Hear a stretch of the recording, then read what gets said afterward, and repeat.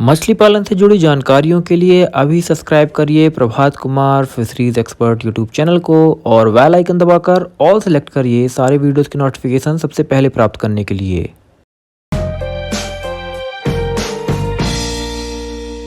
नमस्कार दोस्तों, मेरा नाम है प्रभात कुमार फिशरीज एक्सपर्ट। आपका स्वागत करता हूं आज की और बेहतरीन खास और जबरदस्त वीडियो में। और दोस्तों आज के इस वीडियो में मैं आपके साथ बात करने वाला हूं मछली पालन की एक नई विधा के बारे में। विधा तो वैसे नहीं कह सकते हैं, पर एक तकनीक के बारे में जो कि इंटीग्रेटेड फिश फार्मिंग के एक भाग होता है। आपने अपने आसपास बहुत सारे ऐसे सरकारी तालाब या वो परंपरागत तालाब देखे होंगे जिनमें कोई मछली पालन नहीं होता है, लेकिन क्या आपने एक चीज गौर की कि उन तालाबों में जो होता है वो है सिंघाड़ा का उत्पादन। सिंघाड़ा लगाया जाता है। सिंघाड़े को आपने देखा भी होगा, तस्वीर में भी देख सकते हैं। लगभग देश के हर कोने में इसको खाया जाता है। उपवासों में इसका काफी महत्व होता है और इसके जो न्यूट्रिशनल वैल्यू है वो आयुर्वेद में तो बहुत ज्यादा बताए गए हैं। ये एक प्रकार से जलीय फल होता है। तो जब ये सिंघाड़ा हर तालाब में लगाया जाता है और बहुत सारे फार्मर का ये सवाल होता है कि मैंने एक लीज पे तालाब लिया है, वहां पे सिंघाड़ा लगाया जाता है, तो क्या सिंघाड़े के साथ मछली पालन किया जा सकता है? दोस्तों आज मैं इस सवाल का जवाब देने वाला हूं, उसके पूरा कैलकुलेशन बताने वाला हूं। यदि किया जा सकता है हाँ या नहीं, यदि हाँ तो कैसे किया जाएगा, कितना उत्पादन लिया जाएगा, कौन सी मछलियों को पालना चाहिए, कितने दिन में कल्चर पूरा हो जाएगा, कितना प्रॉफिट बन जाएगा, सिंघाड़ा का कितना उत्पादन हो जाएगा, वो तमाम चीजें मैं आपको समझाने वाला हूं। और क्या फाइनेंशियली सिंघाड़े के साथ मछली पालन करना उचित है या नहीं, मैं इस टॉपिक के ऊपर भी बात करने वाला हूं। दोस्तों सबसे पहले जो सवाल आता है कि क्या सिंघाड़े के साथ में मछली पालन किया जा सकता है? तो हाँ, बिल्कुल किया जा सकता है और ये करना प्रॉफिटेबल भी होता है। यदि हम देखें इसके बारे में थोड़ा सा मैं आगे बात करूंगा। सबसे पहले मैं आपको बेसिक समझा देता हूं, लेकिन उसके भी पहले मैं आपको बता दूं कि जो हमारा ऐप है मछलीपालन.com, वो एंड्रॉयड ऐप प्ले स्टोर पे अवेलेबल है। तो जो मैंने अभी लेटेस्ट में एक सर्वे किया था, उस सर्वे यानी ओपिनियन पोल लिया था मैंने कम्युनिटी टैब में। उस पोल में मैंने ये पूछा था कि आपको ये ऐप कैसा लगा, तो लगभग 52% लोगों ने ये बोला कि उन्होंने अभी तक ऐप को इस्तेमाल नहीं किया है। दोस्तों क्यों आपने अभी तक क्यों उसे डाउनलोड नहीं किया, क्यों इस्तेमाल नहीं किया है? यदि आप मछली पालन में कुछ बेहतर करना चाहते हैं तो उस ऐप को डाउनलोड करने का कोई पैसा नहीं लग रहा है। उसके अंदर आप यदि कुछ कोर्स बाय करेंगे तो एक अलग बात है, लेकिन उसमें बहुत सारा फ्री का कंटेंट भी अवेलेबल है, बहुत सारी चीजें फ्री में अवेलेबल है। वहां पे जाइए, शायद कोई आपके ऐसे काम की चीज वहां पे मिल जाए जो कि आपके मछली पालन के करियर में आपको एक बड़ा बूस्ट दे दे। क्योंकि जहां से ज्ञान जितना मिले हमेशा कम ही होता है और ज्ञान से ही तरक्की संभव होती है। जैसे कि ना कह देते ना कि first is learning then is earning, पहले सीखो और फिर आप कमाओगे। तो सीखने का एक माध्यम उपलब्ध है। इतनी मेहनत से आप लोगों के समर्थन से वो जब हम उसे लॉन्च किए तो आप लोग क्यों यूज नहीं कर रहे? डेफिनेटली उसको यूज करिए। तो अब दोस्तों आते हैं वापस अपने टॉपिक पे कि जब आप मछली पालन करने के बारे में सोचते हैं और जो टॉपिक है कि सिंघाड़ा के साथ मछली पालन करने के बारे में, तो लोगों का सवाल होता है कि क्या ये हो पाएगा? ऐसा तो नहीं कि मछली सिंघाड़ा खा जाएगी, क्योंकि ऐसा संभव है कि आपके सिंघाड़े के फल निकल रहे हो और मछलियां उसको खा जाएं, ऐसे सवाल भी आते हैं। ये ऐसा तो नहीं कि पूरे में सिंघाड़ा लगा हुआ है और बच्चे डालें और मछलियां मर जाएं।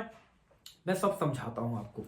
देखिए सबसे पहले ना, अगर आपको इस चीज को समझना तो ये समझ लीजिए कि सिंघाड़े के साथ सारे मछलियों का पालन नहीं किया जा सकता है। कुछ मछलियां जिनका पालन किया जा सकता है और उसमें उत्पादन के संबंध में भी फाइनेंस को आपको समझना जरूरी होता है। तो सबसे पहले मैं बात करूं कि क्या पालन किया जा सकता है? हाँ, बिल्कुल पालन किया जा सकता है। किस मछली का पालन करना ठीक होता है?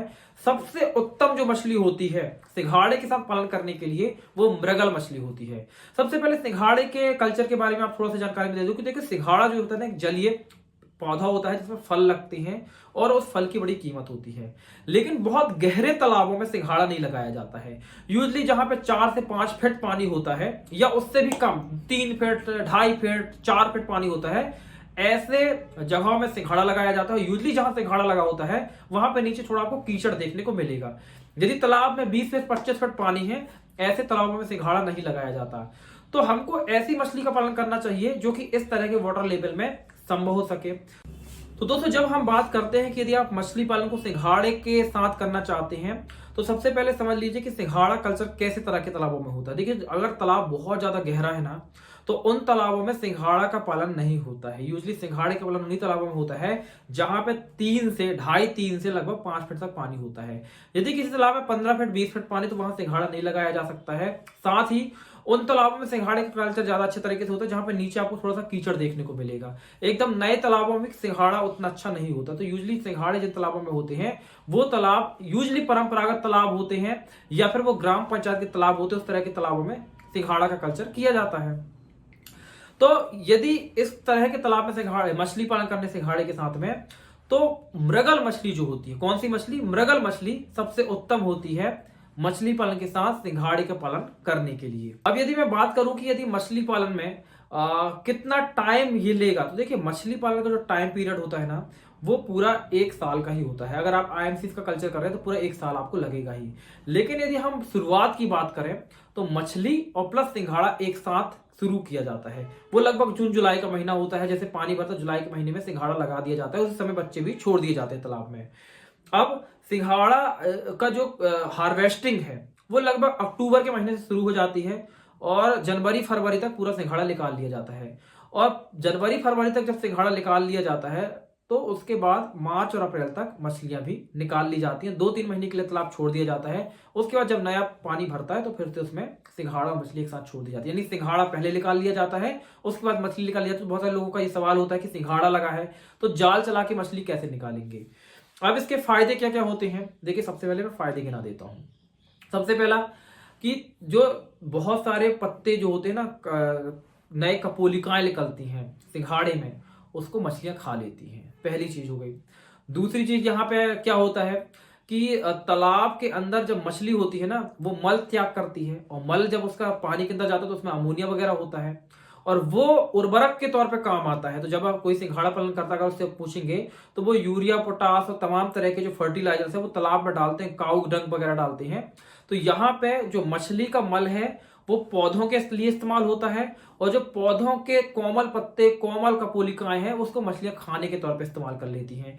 तो ये कोरिलेशन आपस में बन जाता है जो एक दूसरे की सहायता करते हैं। तो यहाँ पे इस तरीके से मछली पालन में एक दूसरे को ये फायदा पहुंचाते हैं। कल्चर की बात करूं कि किस तरीके से कल्चर करना चाहिए, आप सिंघाड़े के साथ मछली पालन कर आप कल्चर करना चाहते हो किस तरीके से कर सकते हैं।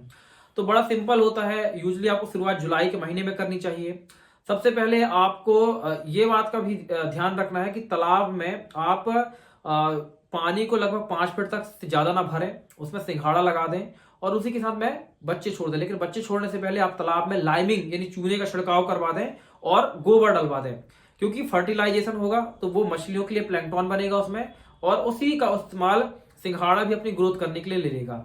चूना और गोबर डलवाने के लिए उसमें आप यूजली जाके सिंघाड़े लगवा दें और सिंघाड़े लगवाने के बाद में आप उसमें फिंगरलिंग साइज के बच्चे छोड़ सकते हैं। कितने बच्चे छोड़ने होंगे? सिंघाड़ा तो यूजली आप तालाब में लगवाएंगे तो लगभग 25% हिस्सा छोड़ दीजिए तालाब का, 75% में सिंघाड़ा लगवा दीजिए। और जो स्टॉकिंग की बात करें लगभग तो 1 एकड़ में 2000 फिंगरलिंग आपको छुड़वाने चाहिए। कौन कौन सी मछलियों को आपको कल्चर करना चाहिए अगर सिंघाड़े के साथ? तो सबसे बेहतर तो जैसे मैंने कहा मृगल मछली है, लेकिन इसके अलावा रोहू कतला मृगल मछलियों को, रोहू कतला मृगल 3 को कंबाइंड तौर पर कर सकते हैं। यदि पानी ज्यादा कम है, बहुत ज्यादा पानी नहीं है तालाब में, यूजली 3.5 से 4 फीट ही पानी है, तो कुछ केसेस में आप मागूर या सिंघी जैसी मछली यानी कैट फिश को भी तालाब के अंदर छोड़ सकते हैं। क्योंकि एक चीज मैं आपको बताता हूं कि जब पूरे तालाब में सिंघाड़ा फैल जाता है तो ऑक्सीजन की थोड़ी कमी होती है। हाई डेंसिटी में यदि आप वहां पे बच्चे छोड़ देंगे तो वो मर जाएंगे।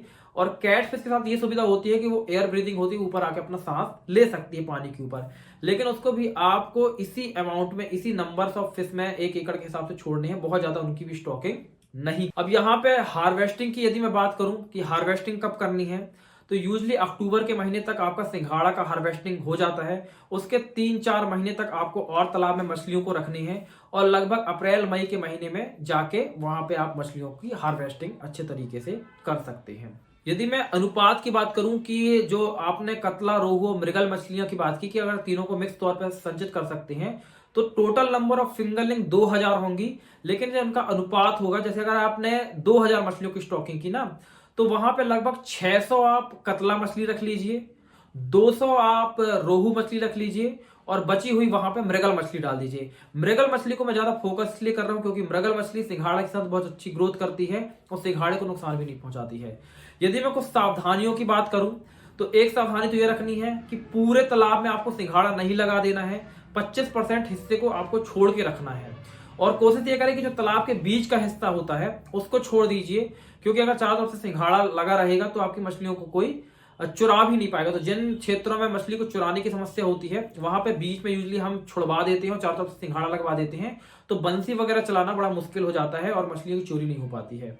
यदि वो संभव ना हो तो तालाब का लगभग 25% हिस्से में सिंघाड़ा लगवाइए और 25% हिस्सा छोड़ दीजिए अगर मछली पालन आप साथ में कर रहे हैं। इसके अलावा एक चीज और ध्यान रखनी है कि आप यदि सिंघाड़ा लगाए हुए हैं और मछली पालन करने जा रहे हैं तो कभी भी वहां पे ग्रास कार्प मछली का पालन मत कर लीजिएगा, क्योंकि छोटी ग्रास कार्प मछली आपके सिंघाड़े को इफेक्ट नहीं करेगी, लेकिन जो बड़ी ग्रास कार्प मछली होगी वो आपके सिंघाड़े को भी खा जाएगी और वो आपके पेड़ों को भी ग्रोथ को इफेक्ट करेगी, क्योंकि वो एक तरह से हार्बीवोरस मछली होती है। उसको तो मैं पानी की भैंस कहता हूं। तो वो चूंकि पानी की भैंस है वो बहुत हार्बीवोरस यानी कि हरे पेड़ पौधे खाने वाली मछली है, तो वो बहुत ज्यादा डैमेज, अगर उनकी संख्या ज्यादा होगी तो वो पूरी आपकी पूरी फसल खराब कर सकती है। तो जहां से भी आप बच्चे लें वहां पे इस बात की इंश्योरिटी कर लें कि आपके जो भी बच्चे आप खरीद में लाए हैं उसमें ग्रास कार्प की कोई भी मछली प्रजाति नहीं होनी चाहिए, ग्रास कार्प प्रजाति नहीं होनी चाहिए।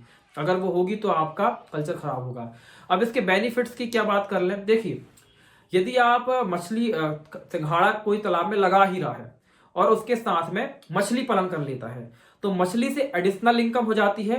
सिंघाड़े का जो उत्पादन होता है उससे लगभग 20% ज्यादा आपको उत्पादन देखने को मिलता है। एग्जाम्पल के लिए दोस्तों, यदि सिंघाड़े की हम मैक्सिमम हार्वेस्टिंग कैपेसिटी की बात करें तो 1 एकड़ से 5 टन, जो 1 एकड़ से 5 टन मैक्सिमम उत्पादन संभव हो पाता है सिंघाड़े का। यदि हम मिनिमम की बात करें तो 1 से 2 टन जो है सिंघाड़ा 1 एकड़ से फार्मर निकाल लेता है।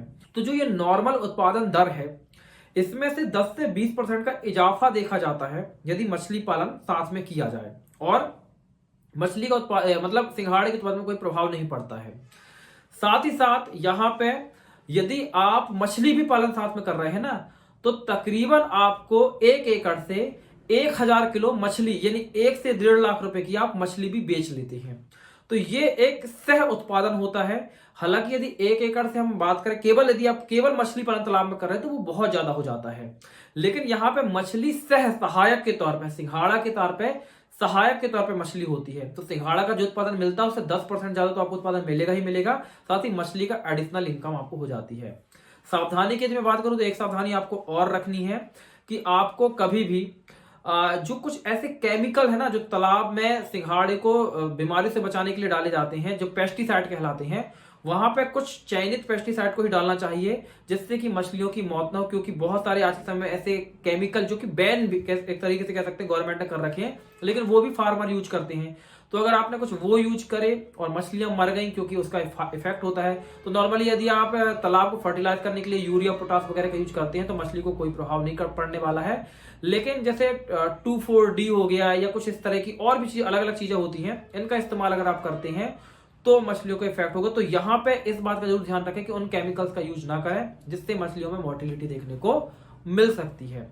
तो यहाँ पे दोस्तों ये एक बहुत ही अच्छा व्यवसाय है यदि आप सिंघाड़े के साथ में मछली का पालन करेंगे, क्योंकि सिंघाड़ा जो आपको उत्पादन होता है उससे 10% ज्यादा उत्पादन तो आपको मिलेगा ही, साथ में एडिशनली आपको 1 एकड़ से 1 से 1.5 लाख की मछली भी एडिशनल मिल जाती है।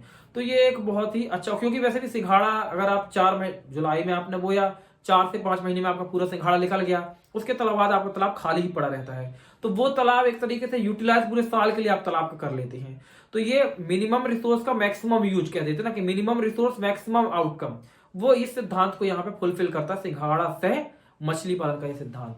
तो उम्मीद है कि जो भी ऐसे आपके आसपास संपर्क में किसान होंगे जो सिंघाड़ा लगाते हैं या सिंघाड़े का काम कर रहे हैं, उन तक ये आप वीडियो पहुंचाइए, शेयर करिए ये वीडियो, ताकि उनको ये वीडियो मिले और वो अपनी इनकम इंक्रीज कर पाए, वो सिंघाड़े के साथ मछली पालन भी कर पाए। तो उम्मीद है दोस्तों दी गई जानकारी आपको पसंद आई होगी। इसके साथ ही दोस्तों यदि आप हमसे जुड़ के मछली पालन को करना चाहते हैं, एक बिजनेस ओरिएंटेड फिश फार्म का डेवलप करना चाहते हैं, कॉर्पोरेट लेवल मछली पालन करना चाहते हैं, तो आप हमारे मेंबरशिप ट्रेनिंग कोर्स को या पर्सनल कंसल्टेंसी के लिए भी हमसे संपर्क कर सकते हैं। यदि आप हमारा 0 to 1 मेंबरशिप ट्रेनिंग को ऑनलाइन ट्रेनिंग कोर्स ज्वाइन करना चाहते हैं तो हमारी ऐप को डाउनलोड करिए, वहां से आप उस ट्रेनिंग को ज्वाइन कर सकते हैं। यदि आप बड़े स्तर पे कंसल्टेंसी, कॉर्पोरेट कंसल्टेंसी लेना चाहते हैं तो आप हमारे व्हाट्सएप नंबर 8815756881 पर संपर्क कर सकते हैं। तो ये एक एडिशनल न्यूज थी। मिलता है अगली वीडियो में, तब तक के लिए जय हिंद, जय भारत, वंदे मातरम।